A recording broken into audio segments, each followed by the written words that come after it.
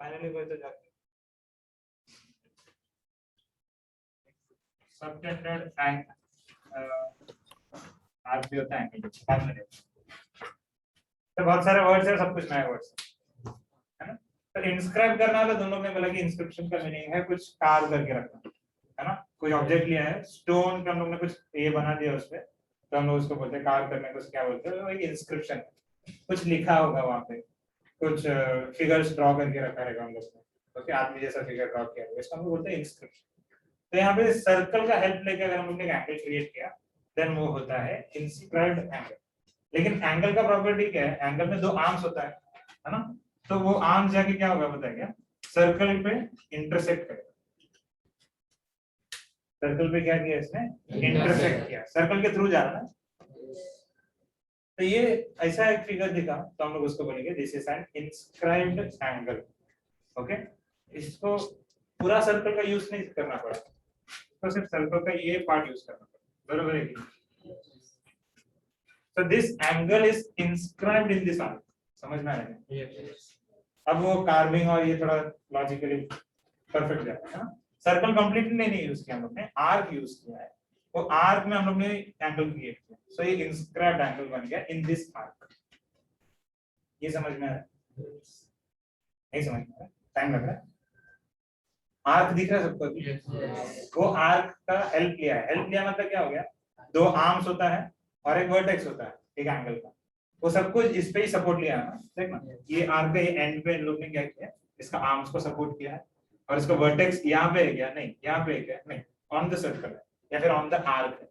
तो ये एंगल कैसा टाइप ऑफ एंगल बन गया, इंस्क्राइब्ड एंगल। हम लोग ने ये आर्क के अंदर उसको इंस्क्राइब किया। अब इसका डेफिनेशन हम लोग देखते हैं। डेफिनेशन एज इट ये फिगर के हिसाब से लोग ने दिया 3.42 जो फिगर है, पेज नंबर है 65 में सबसे नीचे के पोर्शन में, C is the center of the circle, the vertex D of angle PDQ lies on the circle। देखो सबसे इंपॉर्टेंट बात क्या है, vertex should be on the circle, है ना। वो हम लोग ने ऐसे क्रिएट किया है, on the circle क्रिएट किया। The arms of PDQ intersect the circle at A and B। Okay, अलग अलग पॉइंट से ये सर्कल का ये आर्म्स इसका पास हो रहा है। ऐसे टाइप ऑफ एंगल को हम लोग बोलेंगे such an angle is called inscribed angle. समझ में आया? उसके लास्ट में दिया है angle ADB is inscribed in the arc ADB। अगर यहाँ पे मैंने नाम दिया इसको AB, तो आर्क भी ADB है ना। और इसमें कौन सा एंगल क्रिएट किया हम लोग ने, ADB एंगल क्रिएट किया। So ADB is inscribed in which arc? ADB is inscribed in arc ADB. Okay. Inscribed in arc ADB. Problem कहाँ पे आ गई? नेक्स्ट और एक टॉपिक है सबटेंडेड। ठीक है, सबटेंडेड का बेसिक मीनिंग है। सबटेंड करना मतलब सपोर्ट करना। ओके, एक लैडर रखते टाइम हम लोग उसका सपोर्ट कहाँ पे लेते हैं, हम लोग उसका बेस जहाँ पे देखिए ग्राउंड है वहां पे रखते हैं उसका टॉप पोर्शन कहीं पे भी हो सकता है, उसका टॉप पोर्शन कहीं पे भी हो सकता है। ओके, तो सबटेंड करते टाइम हम लोग उसका वर्टेक्स नहीं देखते, हम लोग उसका आर्क देखते। ओके, आर्क कौन सा है जो इसको सपोर्ट किया है, ये फर्स्ट देखते टाइम तुमको बोला कि ये कॉम्प्लिकेटेड है, ज्यादा सोचो मत, पहले इतना समझो कि ये जो आर्क है ना इसने इसको सपोर्ट किया है, मतलब ये अभी ग्राउंड जैसा समझ लो, इसने इसको सपोर्ट किया है। सो अगर मैंने यहाँ पे नाम दिया इसको ACB subtends the angle ADB। Arc ADB ने इंस्क्राइब किया, सबटेंड नहीं किया क्योंकि वो उसके अंदर है। ओके, ये आर्क ने क्या किया, उसको नीचे से सपोर्ट किया, दूसरे साइड से उसको सपोर्ट किया, तो इसने उसको क्या किया, सबटेंड किया। ठीक है, सबटेंड के बारे में हम लोग बाद में और देखेंगे, अभी इंस्क्राइब वाला पार्ट समझ में आया। इंस्क्राइब और सबटेंडेड में थोड़ा डिफरेंस है, समझ में क्या डिफरेंस है इन डिटेल हम लोग बाद में देखेंगे। इंस्क्राइब्ड किसको नहीं समझ में आया ये बता, इंस्क्राइब्ड एंगल किसी को अगर नहीं समझ में आया तो बता। इंस्क्राइब्ड एंगल में क्या क्या जरूरी है, vertex should be on the circle, both the arms should intersect the circle. समझ में आया? सो पेज नंबर 65 हो गया। Next one is intercepted arc. Next intercepted arc. हाँ, इंटरसेप्ट सुना, इंटरसेक्ट सुना तुम लोग, सेप्ट नहीं सुना, ठीक है। इंटरसेप्ट करना मतलब किसी को ब्लॉक करना है, फिर किसी का क्रॉस जाना। ओके, तुम लोग अगर गाड़ी लेके आ रहे हैं और मैं ऑपोजिट साइड से गाड़ी लेके आके तुमको ब्लॉक किया, तुम लोग बोलते हैं कि मैंने तुमको इंटरसेप्ट किया, मतलब तुम्हारा जो पाथ है उसको मैंने क्रॉस किया। ये ज्योमेट्री में क्या होगा, ये इंटरसेक्शन जैसा हो जाएगा। ओके, इंटरसेक्ट करते हैं तभी वैसे होता है ना, क्रॉस होता है। इंटरसेक्टिंग लाइंस का मीनिंग क्या होता है कि वो क्रॉस हो रहा है। ओके, यहाँ पे लेकिन क्या हो रहा है, यहाँ पे दो लाइंस क्रॉस नहीं हो रहा, यहाँ पे एक लाइन सर्कल के थ्रू क्रॉस हो रहा है। ठीक है, नेक्स्ट एंगल देखते हैं हम लोग। नेक्स्ट जो फिगर है 3.43, बहुत सारा फिगर दिया है पेज नंबर 66 के सबसे ऊपर, टोटल 6 फिगर्स दिए हैं, दिख रहा है सबको? ठीक है, अब इसका थोड़ा लॉजिक थोड़ा सा डिफरेंट है। इसका वर्टेक्स कहीं पे भी हो सकता है, इसका वर्टेक्स कहीं पे भी हो सकता है, इसमें कुछ प्रॉब्लम नहीं, ठीक है। लेकिन इसका जो दोनों आर्म्स है वो एटलीस्ट टच तो करना चाहिए सर्कल पे, एटलीस्ट टच करना चाहिए, या फिर इंटरसेक्ट किया तो वो भी कर सकते हैं। ओके, तो अगर मैं यहाँ पे लाइन बना रहा हूँ, एक एंगल मैंने अगर ऐसा बनाया समझो, ओके, इसका वर्टेक्स मैंने बोला कहीं पे भी हो सकता है, ओके, बट इसका जो दोनों आर्म्स है वो दो पॉइंट पे इंटरसेक्ट कर रहा है, क्या कर रहा है। और इसने क्या किया बताइए, ये सर्कल जो है उसको इसने कट किया, जैसे सीकेंट कट करता ना, जैसे एंगल ने ये सर्कल को क्या किया, सर्कल के एक पार्ट को कट कर दिया। सर्कल का एक पार्ट कट किया मतलब क्या हो गया, आर्क को कट किया, समझ में? आर्क यहाँ पे पूरा सर्कल है क्या, यहाँ पे नहीं, इसका एंगल का एरिया मतलब सिर्फ इतना पोर्शन है ना, इतने पोर्शन में सर्कल का एक पार्ट है, सर्कल का पार्ट क्या होता है, आर्क। सो ये एंगल ने ये आर्क को इंटरसेप्ट किया। इंटरसेप्ट करने के लिए क्या जरूरत था, क्रॉस करना। वर्टेक्स कहीं पे भी हो सकता है, देखते हैं हम लोग फर्स्ट फिगर में जो दिया है ABC, vertex is on the circle, लेकिन वही चीज थर्ड फिगर में आते हैं, देखो B is inside the circle, हाँ, B is inside the circle, तो वो क्या हो जाएगा, ये इंटरसेप्टेड तो है पर इसका वर्टेक्स कहीं पे भी है, ये एक्सेप्टेबल है, ये समझ में आया? ठीक है, फोर्थ वन में, फोर्थ वन में B is in the exterior of the circle. Okay, first and second एक ही टाइप का है, मैं बोल रहा हूँ फर्स्ट एंड सेकंड एक ही टाइप का, क्यों बताया गया, क्योंकि इसका vertex on the circle. Okay, ये जरूरी है क्या, नहीं, बट ये ऐसा एक टाइप दिया है। थर्ड एंड फोर्थ में क्या दिया है, एक इंटीरियर में है, एक एक्सटीरियर में, ठीक है। अब थोड़ा आराम से बैठ के देखो, फिफ्थ एंड सिक्स्थ में ऐसा क्या नया दिख रहा है,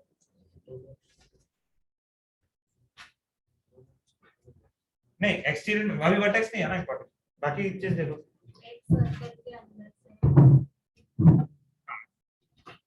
AB सर्कल के अंदर से, AB सर्कल के अंदर से है, और वेरी गुड, BC एक टैंजेंट दिख रहा है, BC एक टैंजेंट फॉर्म होगा, ठीक है।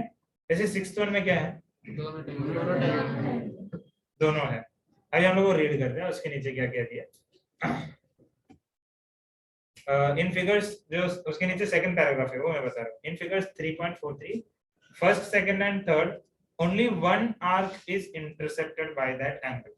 अभी ये क्यों ऐसा है, वर्टेक्स कहाँ पे देखो, बी ऑन द सर्कल है या फिर इंटीरियर में है, नहीं नहीं, फर्स्ट सेकंड थर्ड तीनों में, एक तो ऑन द सर्कल है या फिर वो इंटीरियर में है ना।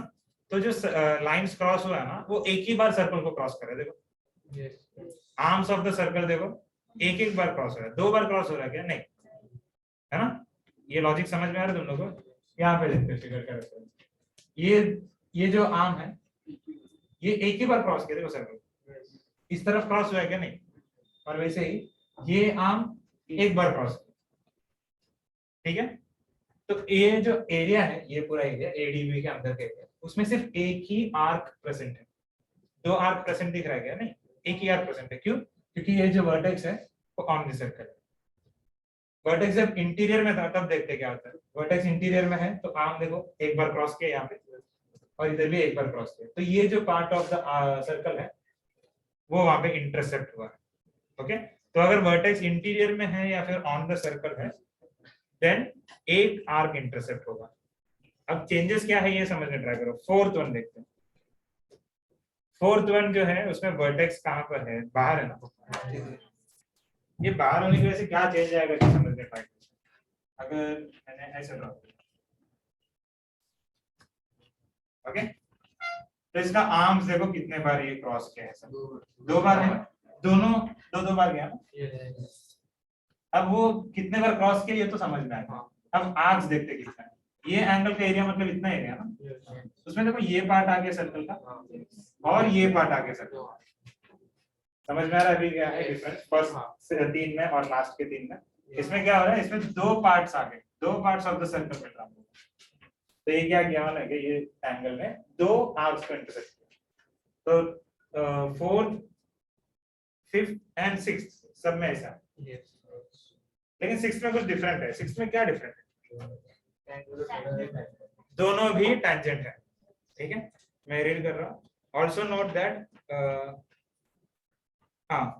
second जो line है, also note that only one side of the angle touches the circle in 2 and 5, but in 6 both sides of the angle touch the circle। यहाँ पे touch का मतलब है कि एक ही पॉइंट कॉमन है, वो tangent है। tangible word था ना हिस्ट्री में भी, tangible sources something ऐसा ना, tangible source of history, touch करने जैसा है। तो टच वर्ड यहाँ से मतलब tangent वर्ड से आया है। ओके, सो टच मतलब वो tangent। तो जो सिक्स्थ फिगर है, सिक्स्थ फिगर में दोनों आर्म्स टेंजेंट है। ओके, बाकी फिगर में एक तो दोनों सीकेंट है या फिर वो एक टेंजेंट और एक सीकेंट। सिर्फ सिक्स्थ में ऐसा है कि दोनों भी टेंजेंट है। समझ में आया? तो इंटरसेप्ट करना मतलब हम एकदम सिंपल वर्ड्स में समझने ट्राई करते हैं। वो जो आर्म्स है, आर्म्स और एंगल का जो एरिया है उसमें एक आर्क प्रेजेंट रहना चाहिए। ओके, ये कब गलत होगा पता है क्या? ये मिस्टेक कब होता है अगर मैंने ऐसे एंगल क्रिएट किया। अब इसका जो वर्टेक्स है वो बाहर है, ये तो एक्सेप्टेबल है ना।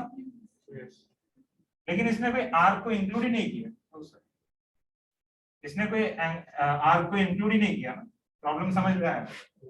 ये एक ही आर्म क्रॉस गया है, दूसरा आर्म ने टच भी नहीं किया, दूसरे आर्म ने टच भी नहीं किया है इसको। सो आर्क यहाँ पे फॉर्म ही नहीं होगा।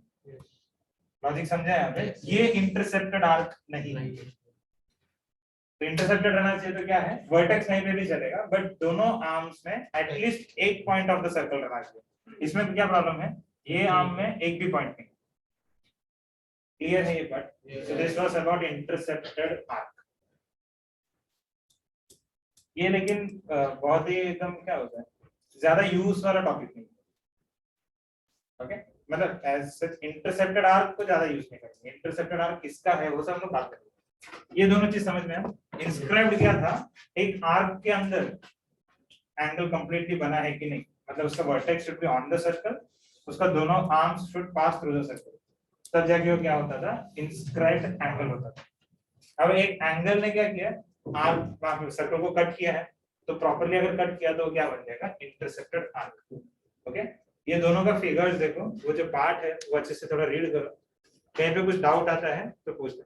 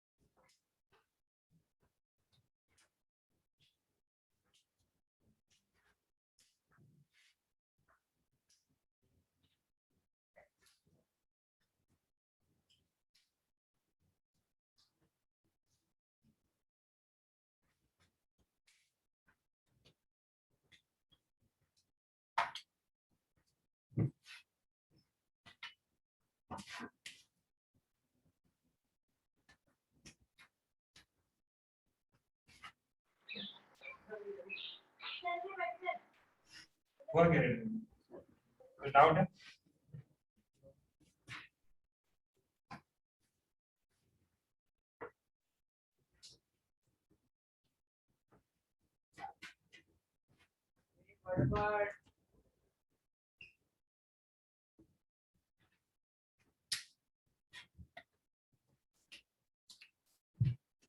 हो गया? इंस्क्राइब्ड एंगल समझ में आ रहा है? इंस्क्राइब्ड एंगल मतलब वो आर्क के अंदर रहना चाहिए उसका वर्टेक्स, ओके, और उसका दोनों आर्म्स सर्कल के थ्रू पास होना चाहिए। इंस्क्राइब्ड एंगल हो गया। इंटरसेप्टेड आर्क मतलब वर्टेक्स से फर्क नहीं पड़ता, वो जो एंगल का एरिया है उसके अंदर पार्ट ऑफ सर्कल रहना चाहिए, which means both the arms should have at least one point in common with the circle. Okay, confusion नहीं है अभी? वो लास्ट जो मैंने फिगर बनाया था बाहर से इस एंगल, उसमें क्या प्रॉब्लम था? One of the arms was not touching the circle, है ना? ऐसा नहीं चलेगा, दोनों भी एटलीस्ट टच करना है या फिर क्रॉस करना है, मतलब इंटरसेक्ट करना है। क्लियर है? ये दो चीज हो गया। सो फर्स्ट थ्योरम ये टॉपिक के बाद वो है इंस्क्राइब्ड एंगल थ्योरम।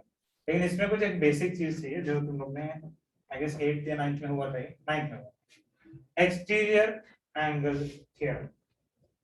किसी को याद है ऐसा कुछ? Exterior angle, first of all exterior angle क्या था, किसी को याद है? एक्सटीरियर एंगल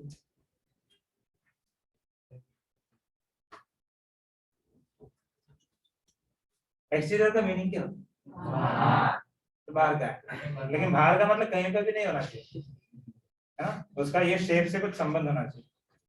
ट्रायंगल है, ट्रायंगल का कोई भी एक साइड को एक्सटेंड करो, कोई भी एक साइड को एक्सटेंड करो तो वो वर्टेक्स पे एक एंगल बन जाएगा। ये जो वर्टेक्स है उस पे एंगल बन जाएगा। ये वाला एंगल देख के फायदा नहीं है, ओके?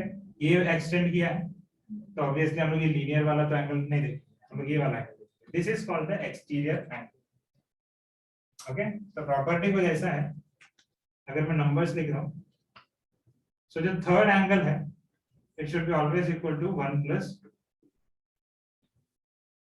देखो एक वर्ड याद दिलाता हूं, रिमोट इंटीरियर एंगल्स, ऐसा कुछ याद आ रहा है? What was remote? रिमोट का मीनिंग क्या है? हाँ, जो तुम लोग को बोलना है बोलो, रिमोट का मीनिंग क्या है?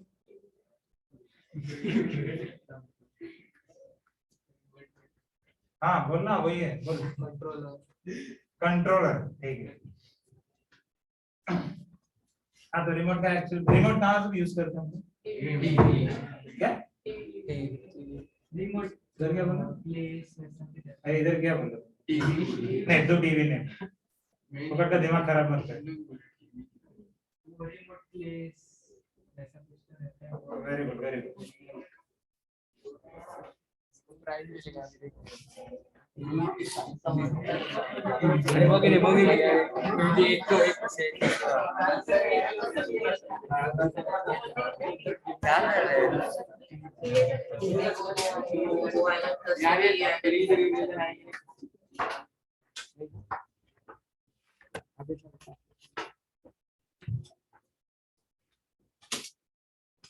तो रिमोट, उसने रिमोट कंट्रोल करके बोला, है ना?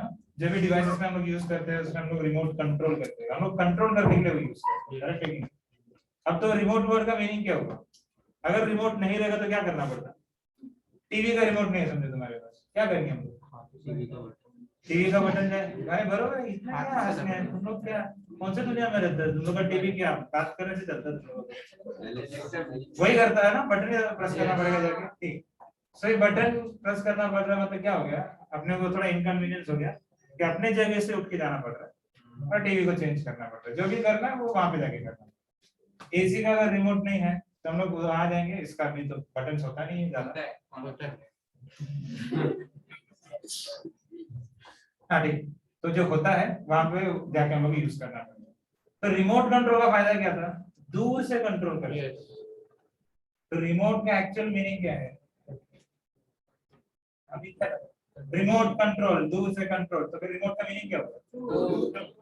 जो डिस्टेंस पे है, जो पास नहीं है, इसको हम लोग रिमोट। तो उसने एक बहुत अच्छा वर्ड यूज कर, रिमोट एरिया, ऐसा रिमोट एरिया मतलब जो सिटी है या फिर जहाँ पे सब फैसिलिटीज अवेलेबल है उससे बहुत दूर है, वहाँ पे शायद सेल फोन का प्रॉब्लम होगा, ऐसे बहुत सारा प्रॉब्लम हो सकता है। क्यों? क्योंकि वो दूर है, सब फैसिलिटीज है वो दूर है, उसको हम बोलते हैं रिमोट एरिया।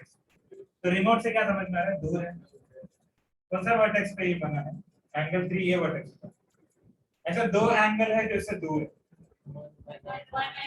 1 एंड 2। इसके अंदर अगर जो एंगल है उसका अगर नाम देगा तो वो एडजेसेंट एंगल है, वो रिमोट नहीं, एडजेसेंट है ना। तो रिमोट कितना एंगल है यहाँ पे? रिमोट दो एंगल है। रिमोट इंटीरियर एंगल कितना है? दो एंगल।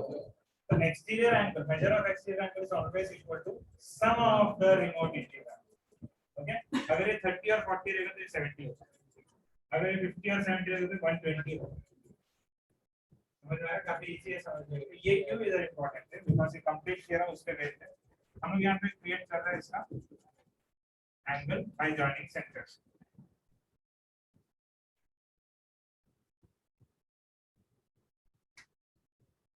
तो इंस्क्राइब्ड एंगल थ्योरम का स्टेटमेंट क्या है? एक एंगल है यहाँ पे इंस्क्राइब्ड है, कंपलसरी है कि इंस्क्राइब्ड है, which means the vertex should be on the circle. Okay, लेकिन ये ऑन द सर्कल है तो इंटरसेक्टेड आर्क तो बनने वाला है। इंटरसेक्टेड में बस क्या बोला था मैंने?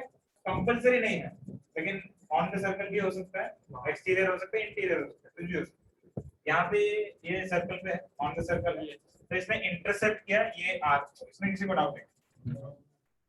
ये जो आर्क है इसको इंटरसेप्ट किया है किसने? ये एंगल।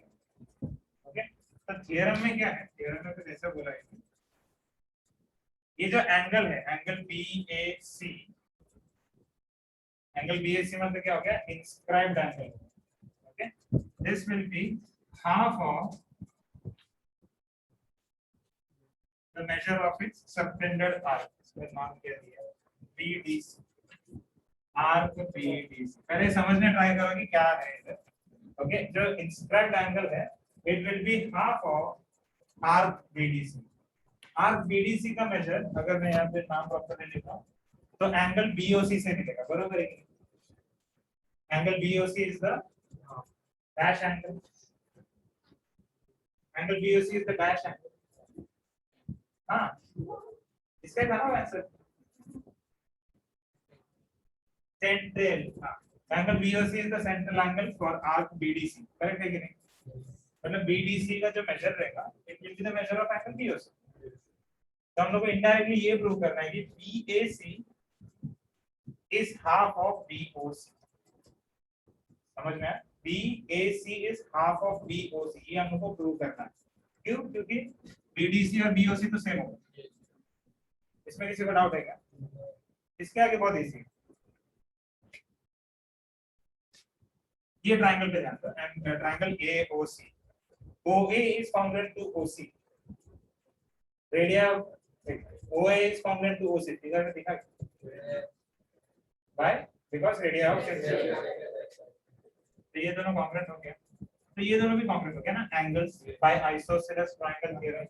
इन दोनों का मैं मेजर दे रहा हूं x y नहीं, दोनों सेम है ना, तो x मेजर किया, ठीक है।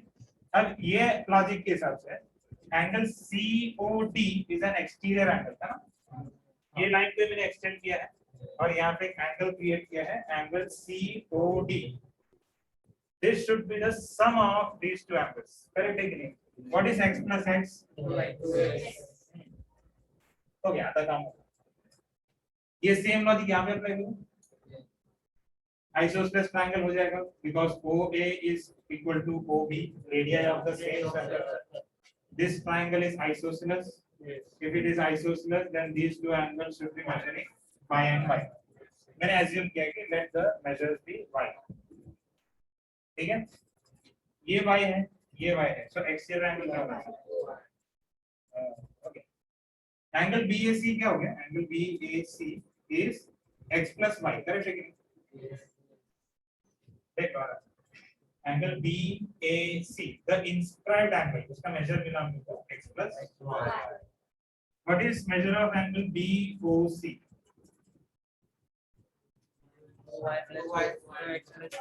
2x plus 2y, 2 कॉमन लोगे, तो कॉमन लिया मैंने, समझ में आ रहा है? कितने लोगों को नहीं समझ में आ रहा बताओ, बहुत इजी है। वो फर्स्ट स्टेप कंप्लीट हो गया ना कि इंस्क्राइब्ड क्या था, इंटरसेप्टेड क्या था, उसके बाद ये इजी। नहीं समझ में आ रहा तो बताओ, क्योंकि कंप्लीट हो गया, मेरा ऑलमोस्ट एंड में है। Can I replace this with angle BAC?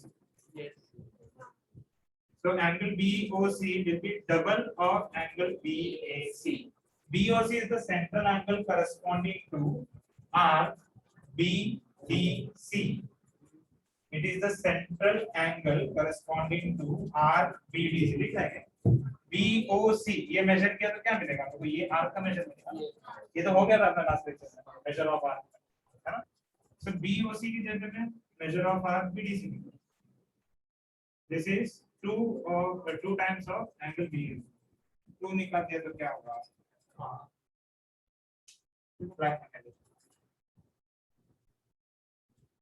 Measure of angle BAC, that is inscribed angle का measure जो रहेगा, it will be always half of the intercepted arc.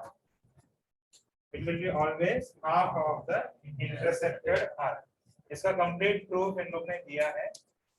First जो पार्ट है वो तुम लोग रीड करो, पेज नंबर है 67। उसमें हमने एक नोट दैट करके एक पैराग्राफ दिया, उससे पहले वाला सेक्शन तक तुम लोग रीड करो, कोई डाउट है तो पूछ लो, ठीक है?